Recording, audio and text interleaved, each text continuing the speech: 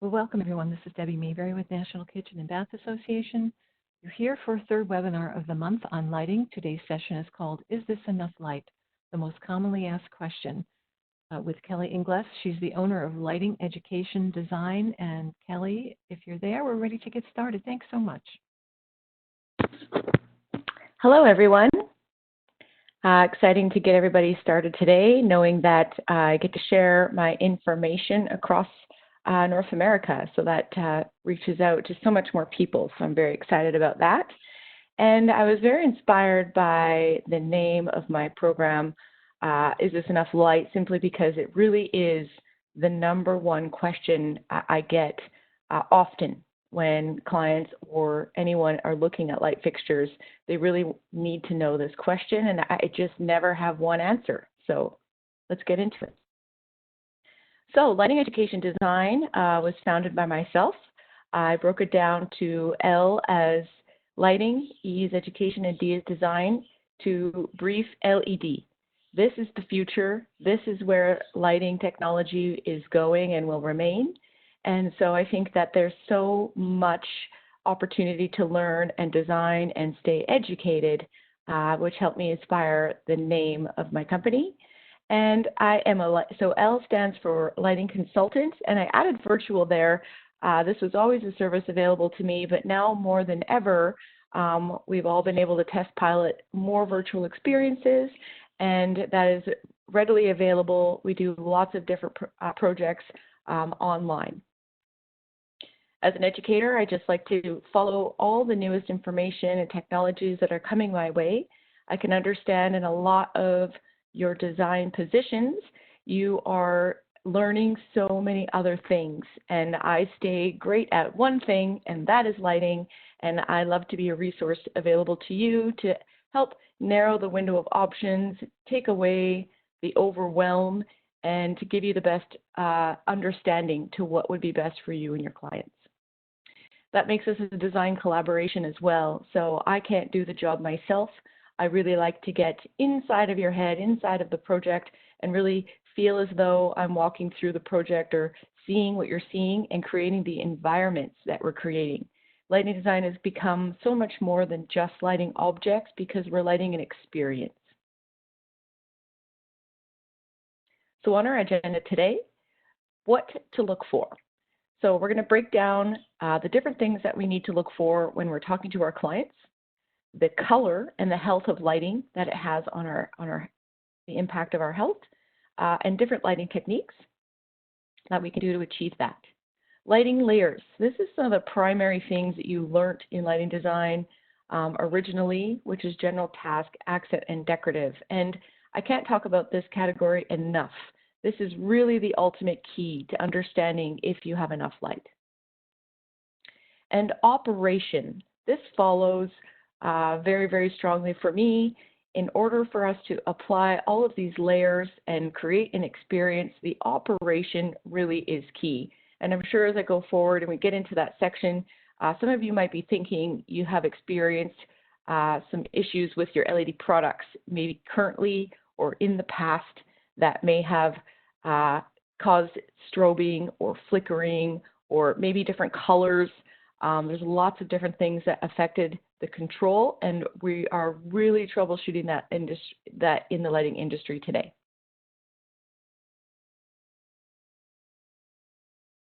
So in our client brief, we really want to understand the purpose of the space. Now, oftentimes I'll have people come to see me and they'll bring me samples and drawings, or maybe it's just a drawing. And that always looks good from below,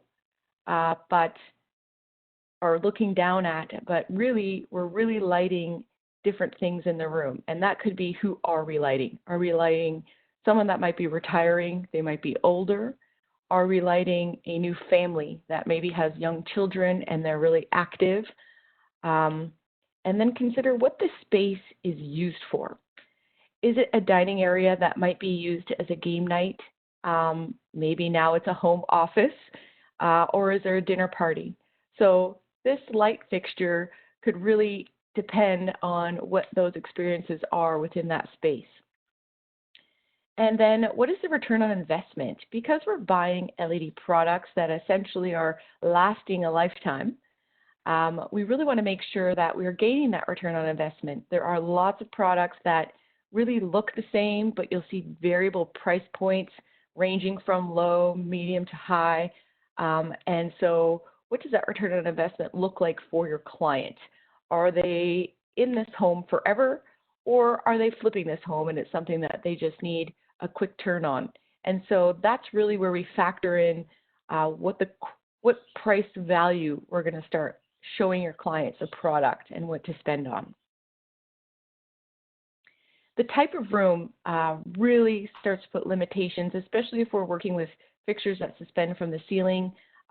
Recessed downlighting, this is a really big one to make sure that we're getting the best performance out of these products, given that they are now permanently in the ceiling.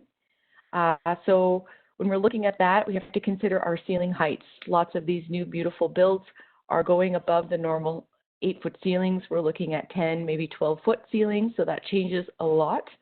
Or slope ceilings, which again really changes what products we can use within that space. Are there windows or skylights, and where are they located? If we've got big skylights that might be located directly over an island, which is really great for the day, but maybe not so much for the evenings. And so we have to consider those things as potential limitations when it comes to lighting up at night.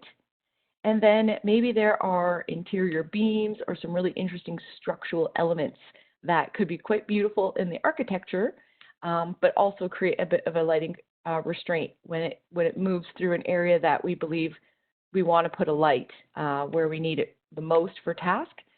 We just have to get creative and work around them. I always see these things as an opportunity. This is a time that we can actually illuminate the structure and also consider the purpose and the user of the space included.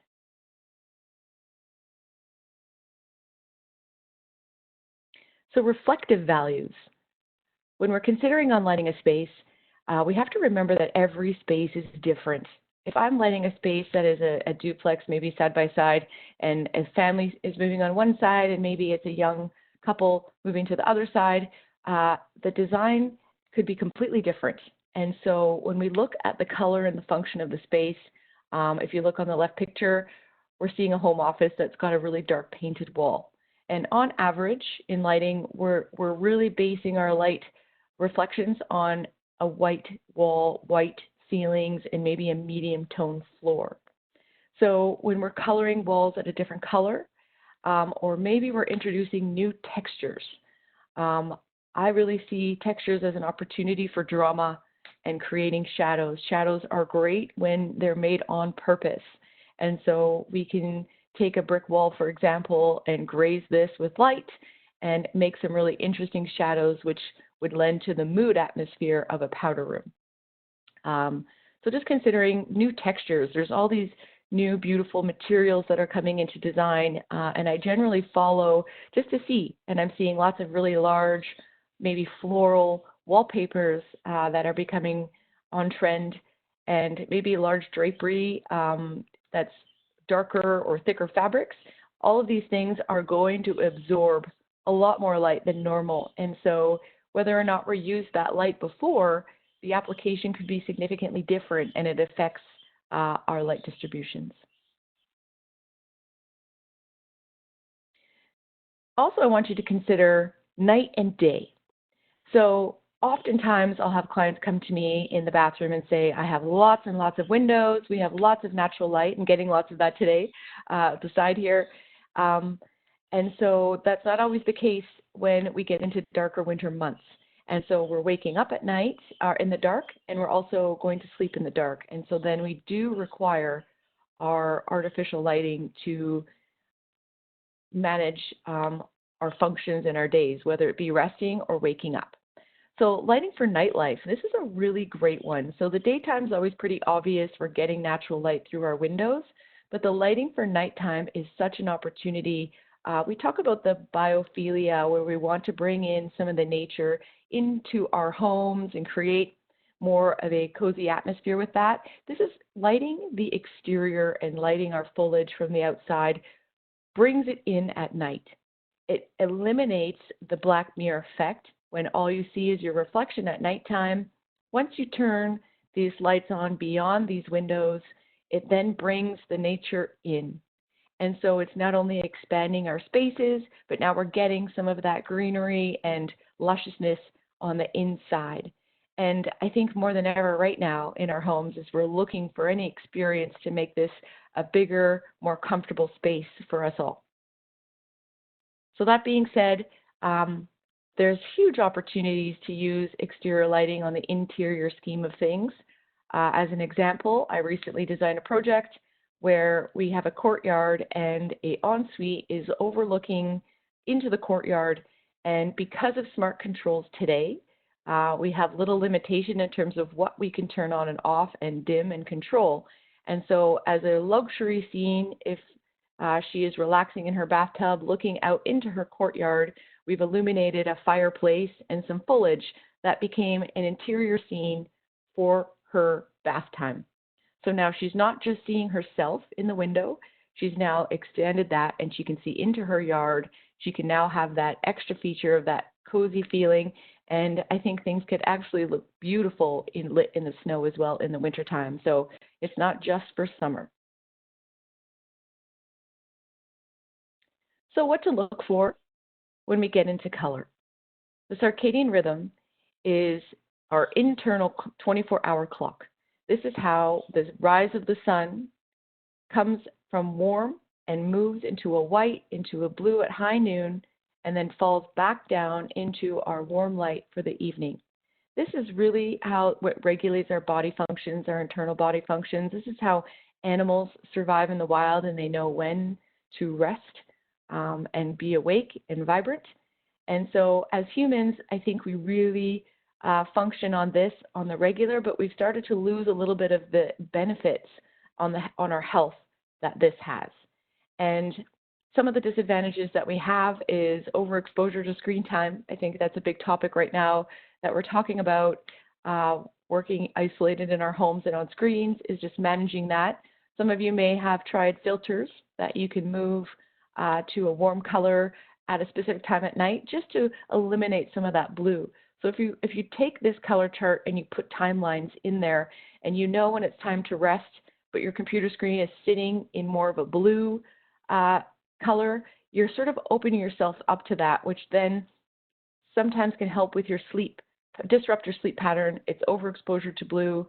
Now at the same time, the screen time is very similar to an LED product that we're putting all over our homes. So we're very exposed to the blues of electronics, and we're losing some of the warmth in our color. And so if you look around in LED products today, you're going to see technologies that we call warm to dim or warm dimming, where the product at full brightness is white, and then as we bring it down, it moves it down into maybe a 2200 Kelvin that is much warmer, sort of like an incandescent used to perform, like we used to know. And this really helps bring that circadian rhythm back into our homes. Something that you could do today, if you're not ready to buy products like this, that it could be temporary, is just picking up warmer colored LED light bulbs for your table lamps at home. Bringing light down below the shoulders at a warmer color helps with that resting cycle, and it puts us back into our sleep and gets us on track. So just remember, here's some notes, just to remember that this is our 24-hour internal clock, which regulates our brain, our blood pressure, our hormones, and our sleep quality. So integrating a range of colored light into your home has significant impact on how we're going to use it. So here in the Kelvin temperature range, this is where you will see the different color opportunities that you could have. In conjunction to the warm to dim, there's also some products now also that are tunable white, or something that you can set the color rating on your product to a specific color of white. Sometimes you get 3 options, and oftentimes people ask me, what's your best one? What do you pick? And again, that really lends to what is the space used for. what are they doing? Is this I tend to stick to the cooler colors when we're in a high activity, but then I like to go more to the warm colors for a low resting activity when we want to move back into that rest cycle. And so really there's no good answer. It's just a mix of how we're going to use it and what switches and controls are we going to use to maintain that and operate.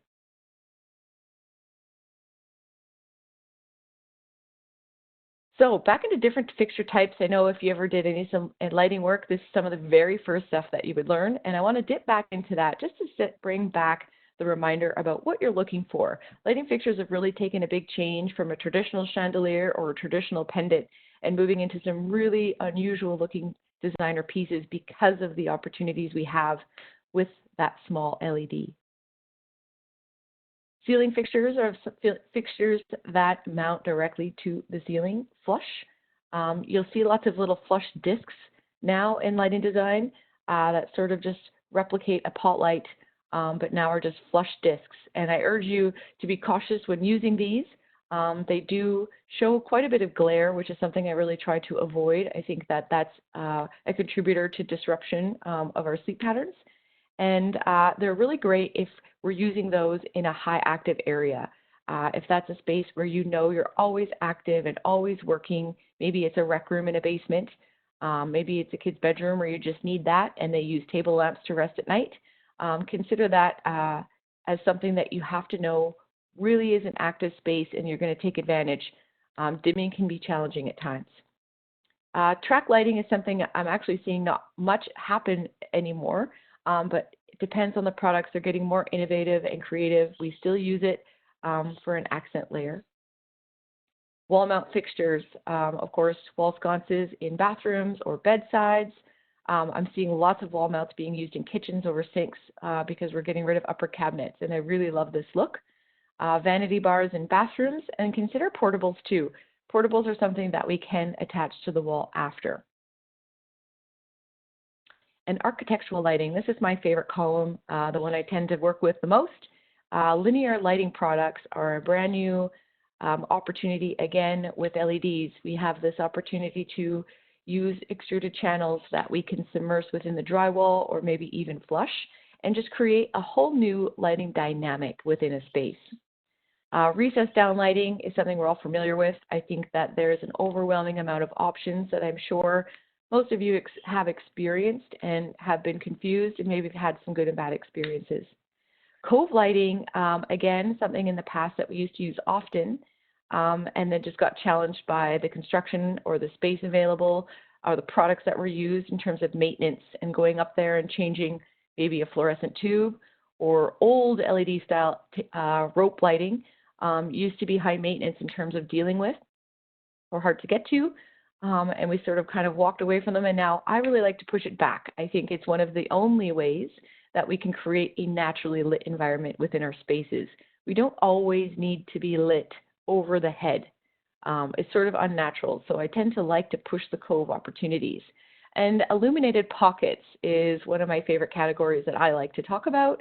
And that's really just because we have this opportunity to use LED strip, we can really hide and put these in small pockets and illuminate corners and maybe recreate daylight at night where our windows might be in a stairway or something like that. So it's an opportunity to be creative architecturally.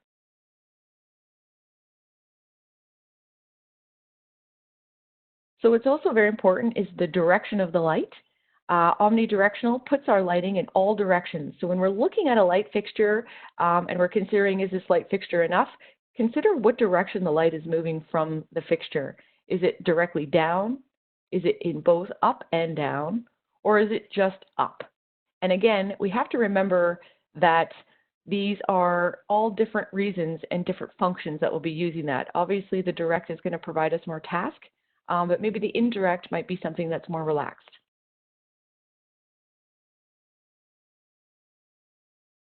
So a product like this, you're looking at a metal shade on a pendant. We see trending these a lot in kitchens. This has absorbed a lot of light, so we're getting a lot of direct light down onto the surface coming from this light, which is great for task, but maybe not so much for general illumination in the space. When we're looking at something with a white glass, this is giving us diffusion, which is light all the way around, which sort of mimics a bit more natural light. Refracted light, we see lots and lots of vintage lamps in the marketplace today, which is pushing light in multiple directions. We're not really getting light around in a nice diffusion. We're not getting light in a pointed source. We're getting light sort of moving in prismatics and shooting in different directions, which also could lend to just maybe a bit more of a relaxed atmosphere, more than task. I don't know if any of you have experienced this one yet, given that it's been such a great look and we're seeing lots of products come in the marketplace. Are we using them on islands, and has anyone suffered enough light for task and for working in this one? I think as a solution, a combination of downlights on a separate switch would be a solution to make sure that we get both scenes that we're looking for. And then something reflected. Generally, we look at this and people say, is this enough light? I think it's a wonderful experience when you're in the relaxation mood. So oftentimes at night, we're not always tasking. This is plenty of light to move about our spaces, room to room, relax, see the things in our space, and not be overburdened by light shining down directly on our heads. It's to simply illuminated the ceiling and making our space feel a little bit more natural and brighter and larger. So I love reflected light. It's an opportunity, just making sure it works within our layers. Intensity. Oftentimes we're unsure what lumens mean. We used to learn watts and now we're transitioning into lumens. And so as a guideline, I like to make sure you just stick to that 800 lumens is equivalent to our 60 watt light bulb. That kind of gives you a range in terms of knowing something comparable that we used to use. So now LEDs are just getting brighter and brighter and brighter. And so really the question is it dimmable? More than is this enough light? And so all LED products require a specific dimming. There's no standard, and so I suggest that you dig into the manufacturer's specification and look at their dimming suggestions. They've tested it, they've tried it, they know what works. So you eliminate anybody having to come back, replace a switch, or any problems within your site. We're saving time by looking into this. If the manufacturer spec isn't available, then I might not suggest the product, simply because they maybe haven't been able to test it, they don't think it works. And that could be an issue because products are just getting brighter as we move forward in lighting design. So fixture analysis, here's a bit of a test about some of the things that we've just finished talking about. So if we're looking at a product, a chandelier like this, what direction is the lighting going? It is omnidirectional. We have light going in all directions. The effect is refracted. Because we have crystals, we have exposed light bulbs, we're getting light shining crystally patterns all over the walls. The intensity has 6 LED light bulbs in there, which is equal to 4,800 lumens. If you do my analogy on 800 lumens being sufficient to a 60 watt, I think you can do the math and realize this is a lot of light. If you're looking at a 12 light chandelier versus a 6, it's even brighter. This was even an issue in the past. We just call them giant glare bombs.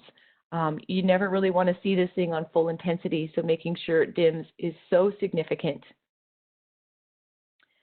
Sorry to bump that too soon. And then just remember a chandelier, is this enough light? Is it enough light for dining and relaxing? Yes. Is it enough light to do puzzles and homework and maybe as a home office in the dining room? Probably not. Just because of the way the light is shooting prisms and shadows, it's not ideal. So just remember, what is the space used for, and are we adding a different layer to give ourselves enough light? Another time, one more here, we have a wall mount fixture. We're looking at something that is direct. We're getting absorption from the shade and the light is coming straight down. So this could be useful for task. Maybe it's a bedside for reading. It keeps the other person private to the other person in bed. So they're getting their own light, not lighting the whole space. The effect is absorbed and the intensity is 800 lumens. So we know we're getting something that was roughly 60 watts. Is that enough light for you to read in bed at night? Probably. Some little factors to consider when we're looking at stuff like this is just remembering that what are the clients, maybe what are the clients reading? Are they magazine readers? Are they book readers? Are they using a tablet? All these have different experiences with light, and magazines specifically have a glossy page with matte print. which tend to be shifting your paper around to minimize the glare. So sometimes to manage that, we just use something on an arm that we can bend and move around to eliminate some of that glare. So layers are really the foundation to complete a lighting layout, not just one fixture. We don't solely rely on that. So the question is, is this enough light for one product becomes irrelevant. We want to make sure that we add a decorative product that adds the personality and is complementary to our design. General lighting, which could be the decorative fixture in some cases, which provides us light in all directions in the space. So we're really just recreating a bit of the daylight with our general lighting within the space. And task lighting, obviously light that's focused directly down with intense beams so that we can get the light that we require. Maybe not directly down, maybe in some cases it's light coming forward to light our face in a vanity in the bathroom. And accent lighting, I think this is really the key feature that gets missed. I like to look at it as architectural accent lighting. This is where we can create illuminated pockets, maybe cove lighting. This is light that we reflect off the walls and ceilings and create an atmosphere with indirect lighting. So in a bathroom, we just want to break down some of these layers, and we're just going to quickly move through this because there's a few more things we'll discuss. We want some jewelry to tell the story about our bathroom. I think powder rooms are a really fun space that we want our guests to feel and experience when they enter that room, more so than being lit overhead and just having a light there for the sake of lighting our materials. We really want to enhance an experience when they enter the space and feel relaxed and also look great. We don't look great being lit with a pot light over our head. We look better from light coming at us indirectly or maybe forward through a pot light or a pendant. We want that relaxing, fun, and complementary to our design feel. You can look for products that are absorbed, refracted, reflected, diffuse, and all different types of fixtures really apply in these rooms. There's really no rules. We can have fun. Just consider the direction and the absorption of light. General lighting within our bathrooms. We want that daylight at night is what we're looking for. So in the morning when we're waking up, in the wintertime at dark hours, we want to be able to have bright, uniform light that keeps us awake and effective and active. The best use of that is probably white glass, diffusion, something uniform. So rather than intense beams, we're looking at sort of floor to ceiling and wall to wall uniformity and keeping that white. And we can achieve this with recessed wall mounts, pendants, and vanity lights. And then, of course, task lighting, and we want to wind down, or do we want to wake up first thing in the morning? So again, it's both those factors. Indirect lighting is always wonderful behind a mirror. This is more natural for us to be lit. The sunlight doesn't light us directly. The sun is hitting many, many objects off the earth before it hits us. And so if we have indirect lighting lighting our faces, you may have tried makeup mirrors or illuminated mirrors with lights in them.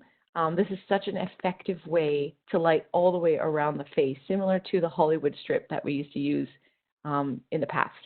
And then we're looking at that color factor again. Sometimes makeup mirrors are available where we can switch the color from a daylight to a nightlight.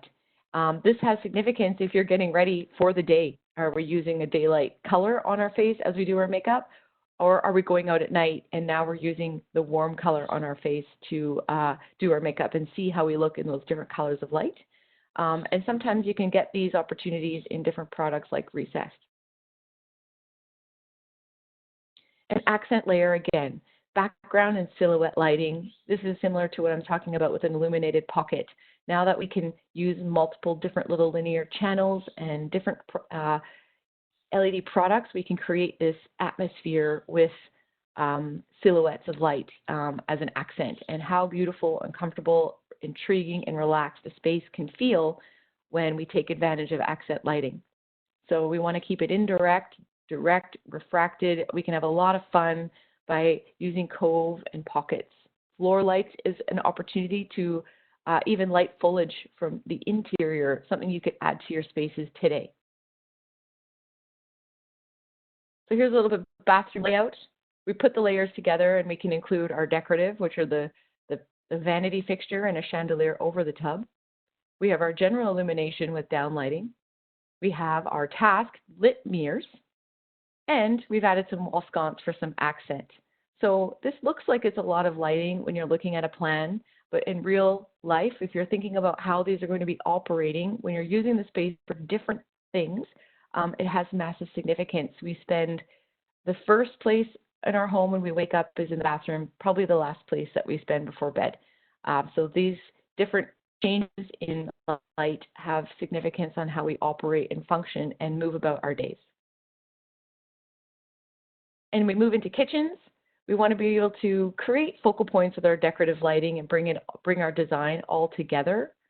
We want to create that design, personality, and function, and really anything goes. There's really no rules anymore. Because of the opportunity of using downlighting and extra fixtures within a space, we can achieve enough light by amalgamating our layers so we can still have fun with the decorative within our kitchen. I think the more creative, the better. Task. Task lighting in a kitchen. I don't think that there's any better way to light the counter than lighting the counter with under cabinet lighting. Whether that's mounting downlights over top of cabinet areas or mounting LED strip lights under the cabinets, there's really no better way to do it than getting the light directly under there. Otherwise, you're really just in your shadows. It could also act as a nighttime layer, bringing light down to low levels to keep us relaxed.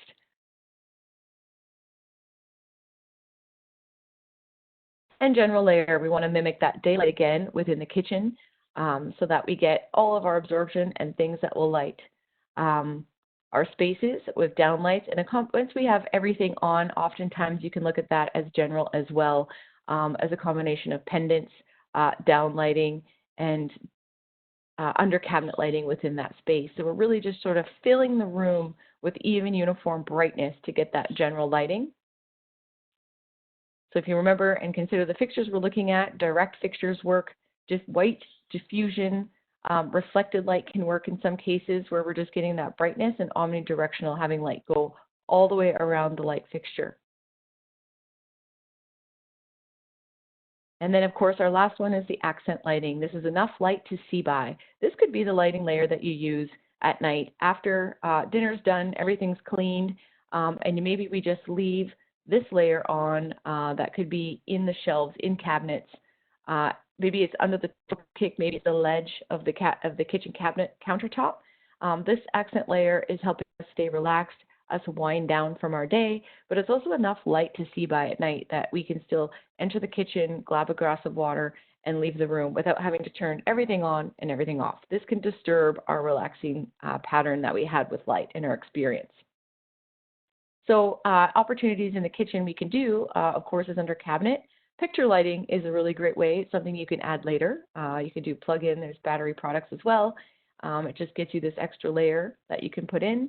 Above cabinet, lit pockets again, in cabinet, and then spotlights. We're seeing lots of LED pockets happen in cabinetry today because of LED products. So we get lots of opportunity. Operations. So this is really the key to moving forward in LED technologies. We talk about dimming as an opportunity by taking control of some of the brightness that we may have, but we also may have an opportunity to manage color in some of our products. So it's really knowing our product and what is available for a control. This is really the ultimate key in bringing the space together. Once we've applied all of our layers, it's now moving into how we are going to function. In this function, rather than, we're going to be moving away from our zone controls and a lot more into scene controls. So now we are touching our switches that are saying good morning, and it will turn the lights and uniformly turn all the lights on to bring us a morning experience. And then maybe it moves to a dinner time experience or a cook time. So we're moving everything to full brightness. We're able to cook, we're able to prep. And then maybe there's a switch that goes to dinner, and we're moving everything to dinner. So all our layers are controlled together rather than individually. We're looking at retrofit products that are doing this now. I've experimented with light bulbs that I can buy on Amazon just to try and see different color opportunities or different intensities, what controls I can have through my phone. And it's all available to us as a retrofit today as well, not just in new homes. But in new homes, this is really the key factor to bring everything together. So zone controls, it's grouping lights which operate together and perform the same tasks. Okay, so this is generally what we're used to seeing is we have our general lighting on a down switch. We'll have our decorative on a separate switch. Our task lighting will then be on the next one, and then our accent will be on another. So we get all four. Moving outside of 4 switches is generally too difficult for our brains to handle. I don't know how many people go into their kitchen and still today they still click, click, click, click before they know which one to turn on, or we just turn them all on just for the sake of having light to go in and then come out. Maybe not so efficient, or maybe it's not contributing to our relaxing or our function that we're doing with at the time. And then I added one more layer there. If this was my kitchen, I would probably just put 2 more intense downlights directly over top of this island on another switch, just so we have, or included with the downlighting, sorry, so that we have extra task, because we know these decorative light fixtures are meant to complement the design and be interesting and relaxing more than they are for task. So I hope this answers the question when you're looking at something like this. Is it enough light? Probably not for task and for cooking, but yes, for relaxing and complementary to your design.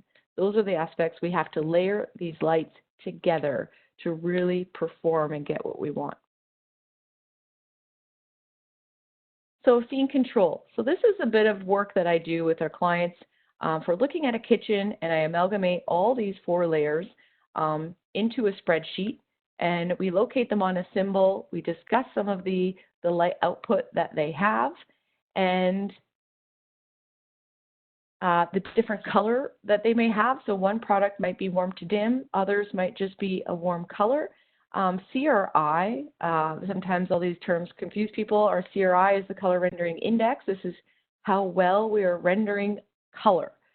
We want to be able to get the best color rendering out of our objects when you're spending lots of money and time on tiles and granite countertops and beautiful cabinetry. We want to make sure that we're rendering the color as close to 100% as possible. And so in LEDs now today, 90 is achievable in residential, and I probably wouldn't go much lower than that. Dimming all has different requirements. And now not one is necessarily better than the other. It's just knowing what works with your product. And it could all be different. So addressing this to your contractor initially up front gives them the opportunity to wire and plan so that we can eliminate the issues, because we could have problems down the road, and then it just causes them to come back costing time and extra money, and these charts really save us from that. And now we're switching from, that's the zone controls, and then moving into scene controls. We can now have a new switch product type that will allow us to move from regular general lighting to cooking. And that cooking is now going to turn on our down lighting. It's going to turn on our under cabinet lighting. And if you look to the very end here, you'll see there's a bit of a chart that is showing us what capacity or intensities these lights are sitting at. So morning time, maybe we're looking for coffee prep and relaxation light to sort of slowly move us into that wake cycle. So maybe our under cabinet lighting is turning on 50%. Maybe the millwork is on at 50%. So we're just getting a little bit of light. As we move into the evening, it might be similar, or it might be even more dim because we're just moving outside of some of that brightness, and then entertaining and relaxing. So these become a control at some point when we look at scene or smart home controls. Okay, so that's really where lighting technology is going. I really encourage, here's a bigger shot of what the scene control opportunities have. So it may appear to be confusing in words, but in actual real life, when you touch your cooking button, we've touched nothing else, and we've really used all the light fixtures combined in our layers to achieve the right level of cooking light. It's not just one that's getting us there, it's multiple.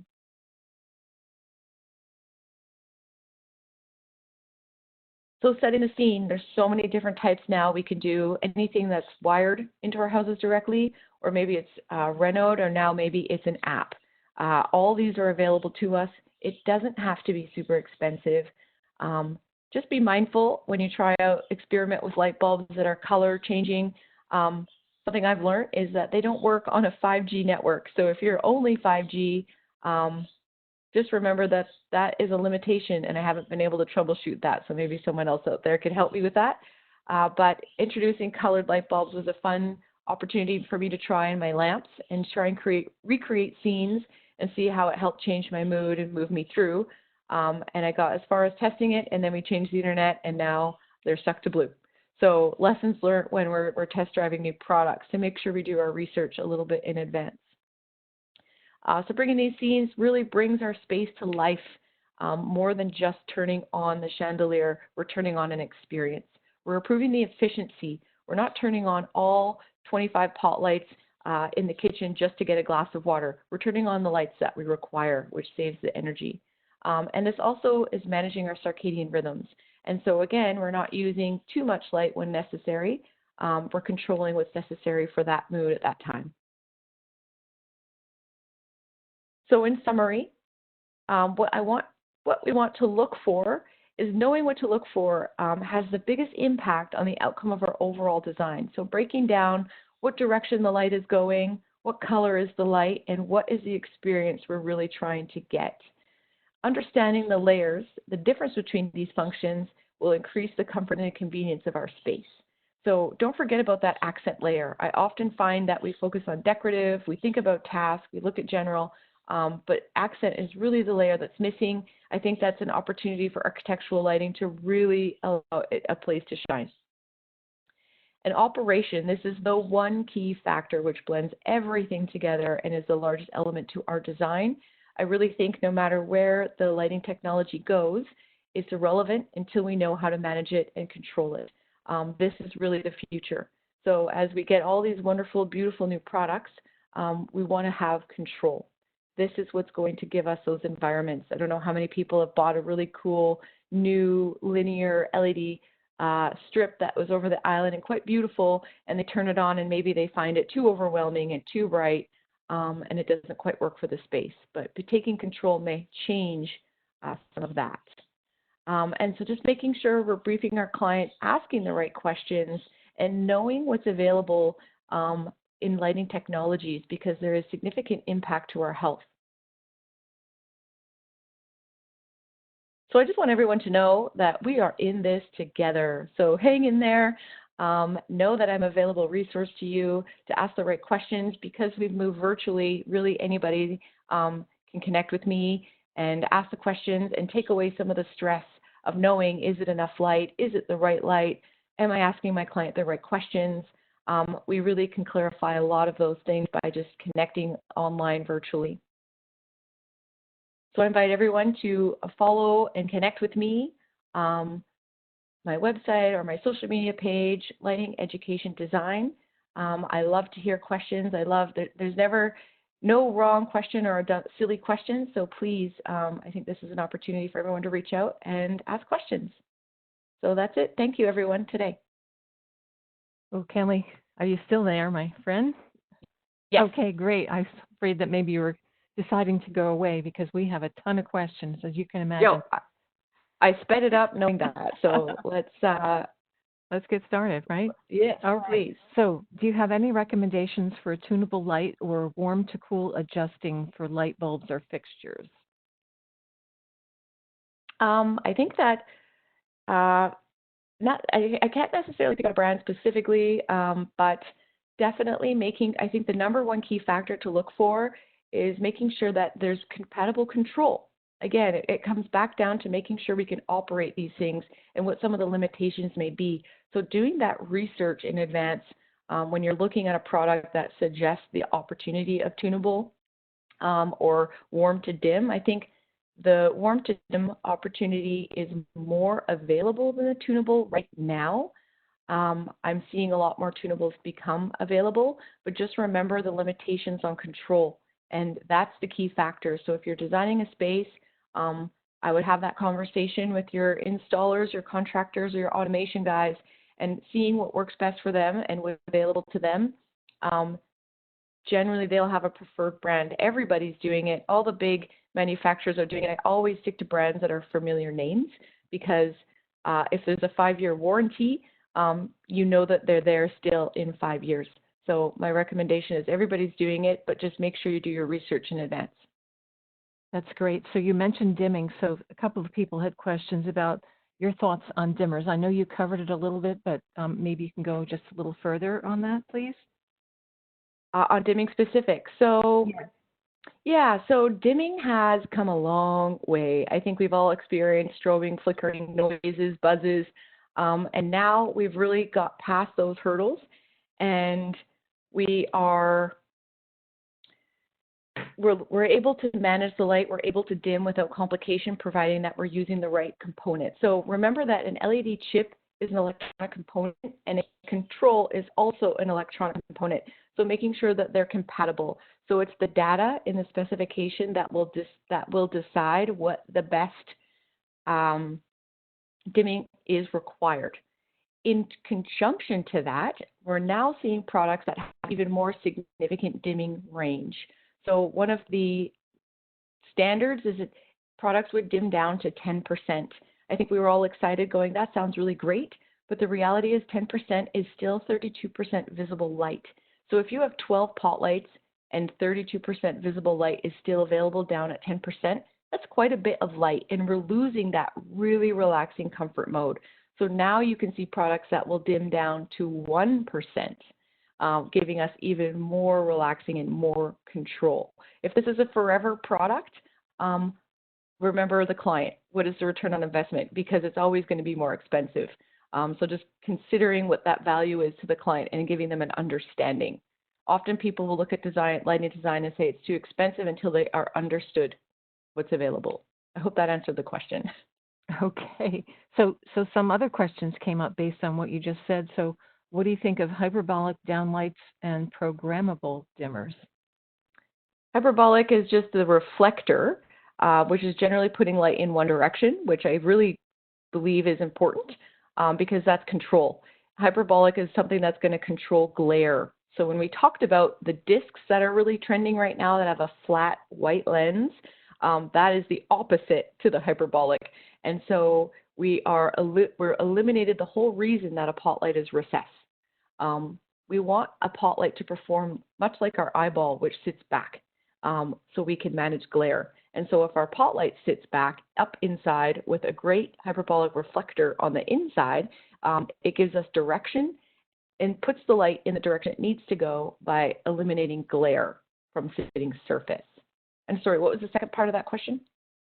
And I think the second part of it was programmable dimmers. I'm not sure if you touched on that a few minutes ago. Yeah. So programmable dimmers generally are more common in commercial spaces.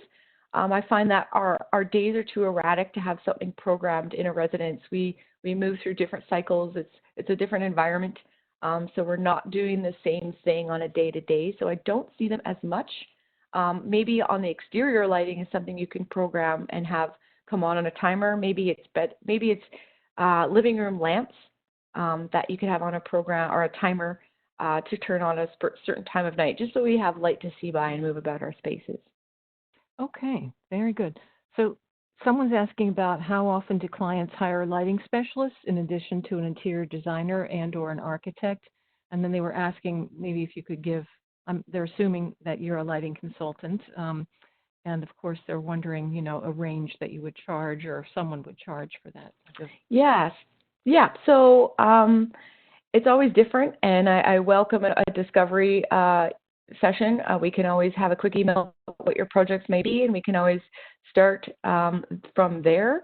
But usually $120 is our first initial fee to go through and just consult about the space and discuss what opportunities might lie, and maybe if you're on the right track. A lot of times it's just bringing confidence back to you as a designer, making sure that you're on the right track. So what the difference between myself, designers and architects is that all I do is light. I constantly follow the trends. I have multiple resources that I work with that give me information and keep me up to date. Significantly now, since all of the isolation, I've done lots and lots more training than I normally would have. So that's my sole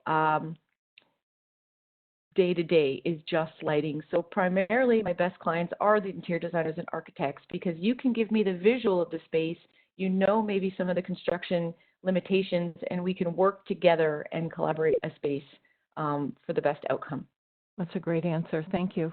So someone is asking, we're going to get back to some of the specifics of lighting. So someone's asking about LEDs that have integrated bulbs, um, and also are there health concerns with using LEDs?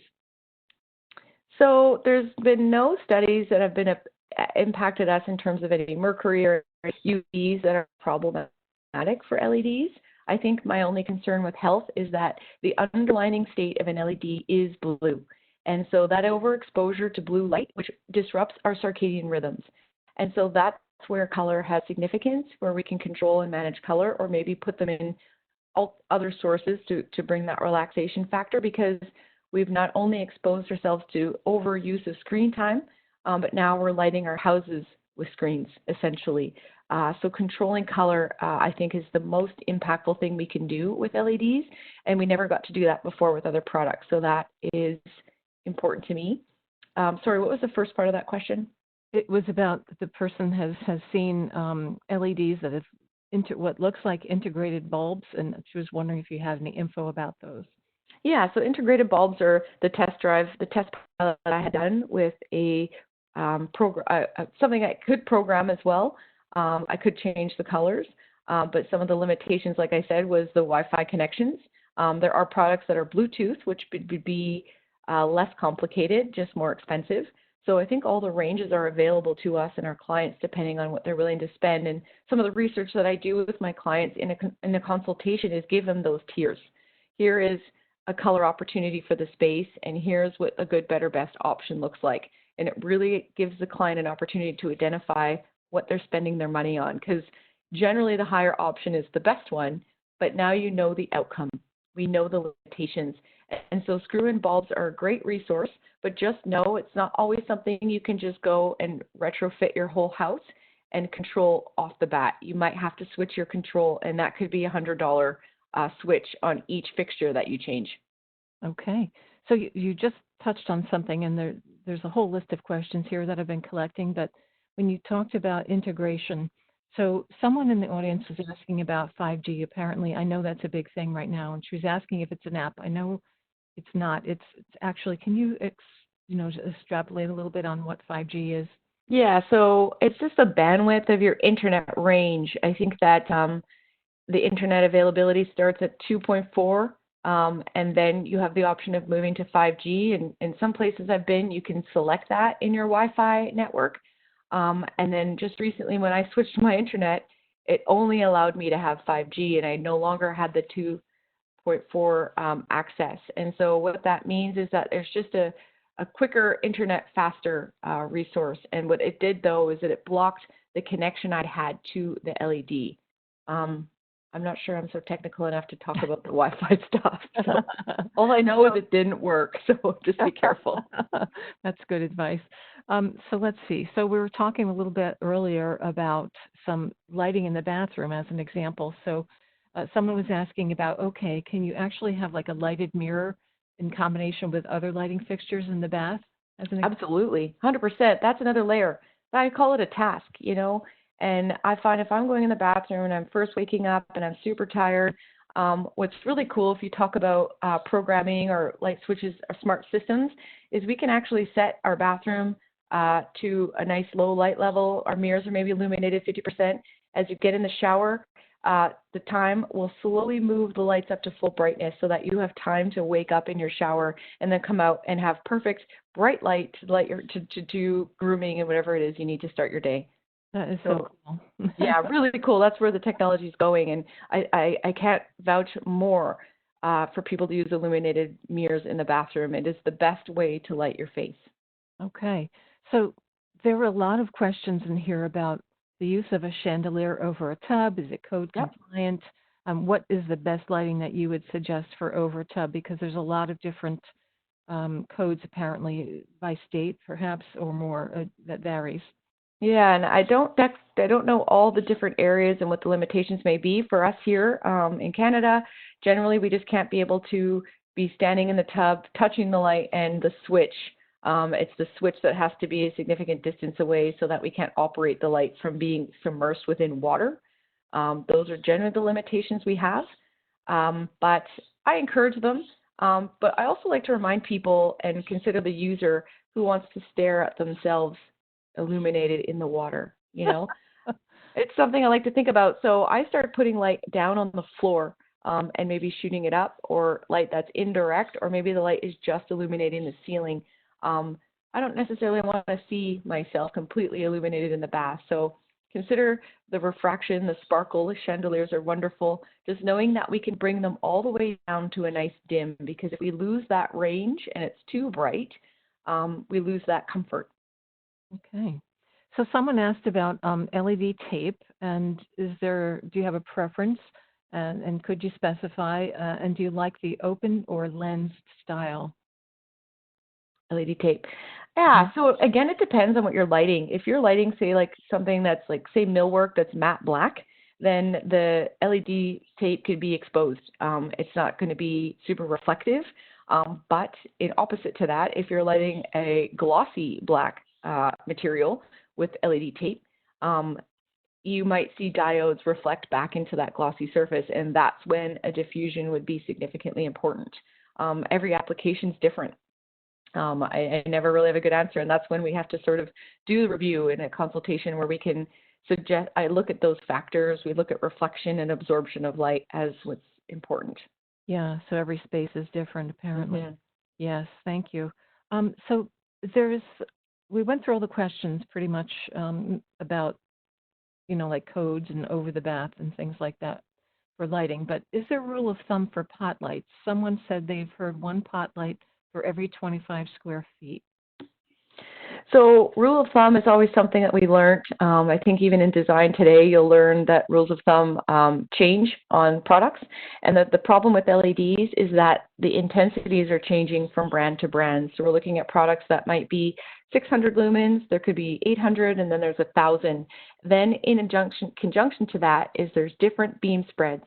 And those beam spreads are really what create the pools of light, and you want those to mix so that we have even uniform brightness. So oftentimes, anywhere between, my guideline used to be 2 to 3 feet apart for task and about 5 to 6 feet apart for general illumination. But this is all factors are ceiling heights, color of the space. Is it a brick room with black floors, with black ceilings? And what is the product? And what are the intensities? So a lot of the rules of thumb just sort of get put on the back burner until we really know what we're using. So often I can't even really provide a lighting design layout until we know the products. Okay. So in my processes, we'll go through lighting concepts and then lighting product options as good, better, best. And then once they've decided on a product they like, then we can effectively do a layout. Okay, a couple of questions here going into the kitchen now about general lighting. So is there a rule for recessed general lighting off of the upper cabinets so that not to get burnout on the uppers?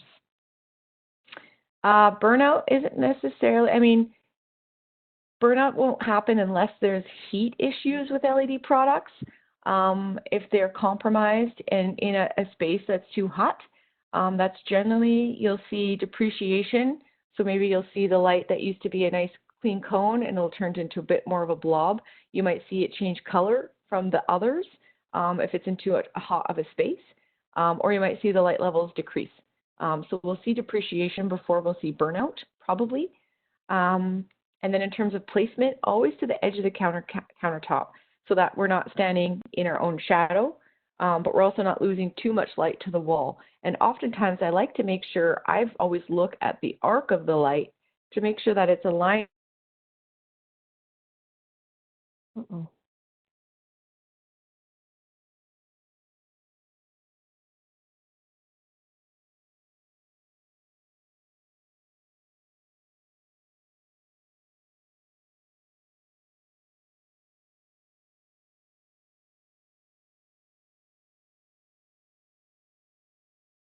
Looks like we may have lost Kelly here for a minute or two. I'm not sure if she's going to try to return with us or not.